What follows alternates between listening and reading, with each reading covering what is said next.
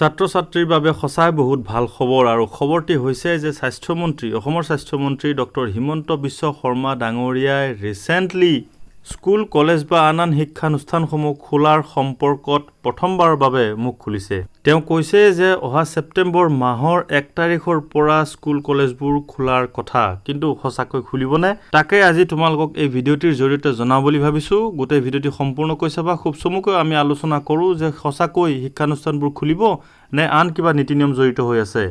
এয়া হৈছে আমাৰ অসম দৈনিক বাতৰি কাকতখন আৰু ইয়াতে লিখা আছে চোৱা, আনলক 3ত কেন্দ্ৰই ৰাজ্যক দিব স্কুল খোলাৰ দায়িত্ব। আৰু এই খবৰটিত যদি অকণমান ডিটেইল পঢ়া যায় তেনেহ'লে ইয়াতে সেই কথাটো উল্লেখ আছে হিমন্ত বিশ্ব শৰ্মা ডাঙৰীয়াই কোৱা কথাটোৱে।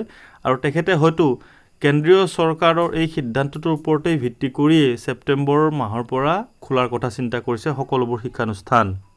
এইখন হৈছে দৈনিক জন্মভূমি নামৰ অসমীয়া বাতৰি কাকত আৰু ইয়াতো স্কুল খোলাৰ ক্ষেত্ৰতো কথাটো লিখা আছে। চোৱা, মই দেখুৱাই দিছোঁ ছেপ্টেম্বৰৰ পৰা শিক্ষানুষ্ঠান পুনৰ খোলাৰ পৰিকল্পনা আৰু ইয়াতো মন্ত্ৰী ডক্টৰ হিমন্ত বিশ্ব শৰ্মা ডাঙৰীয়াৰ সেই কথাখিনিয়েই আছে।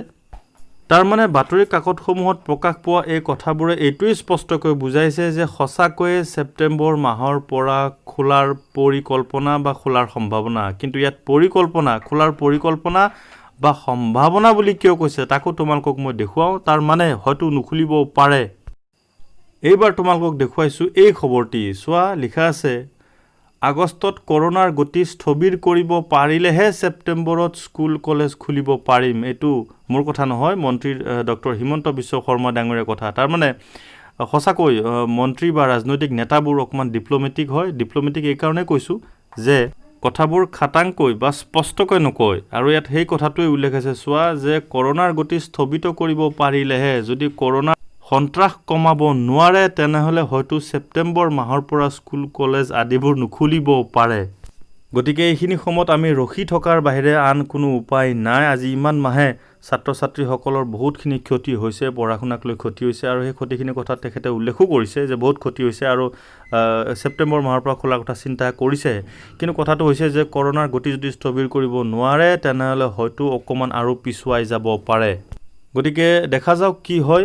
স্কুল কলেজবোৰ সোনকালে খোলক সেইটো আশা কৰিছোঁ। আৰু ইয়াত কিছুমান নীতি নিয়ম হয়তো বান্ধি দিব চৰকাৰৰ ফালৰ পৰা। এতিয়া কেনেকুৱা ধৰণৰ নীতি নিয়ম ছাত্ৰ ছাত্ৰীসকলে পালন কৰিব লাগিব আৰু শিক্ষক শিক্ষয়িত্ৰীয়ে পালন কৰিব লাগিব, কেনেকুৱা ধৰণৰ কি নিয়ম আহিব, এইবোৰৰ ওপৰত হয়তো খুব সোনকালে বা দুই এদিনতে ডিটেইলকৈ আমি গম পাম। আৰু কিবা খবৰ পালে তোমালোকক মই জনামেই। গতিকে এনেদৰে মোৰ ভিডিঅ'সমূহত লাগি থাকিবা। নতুন এটি ইনফৰমেশ্যন লৈ খুব সোনকালে তোমালোকৰ সন্মুখত উপস্থিত হ'ম। তেতিয়ালৈকে মোক বিদায় দিয়া। ধন্যবাদ।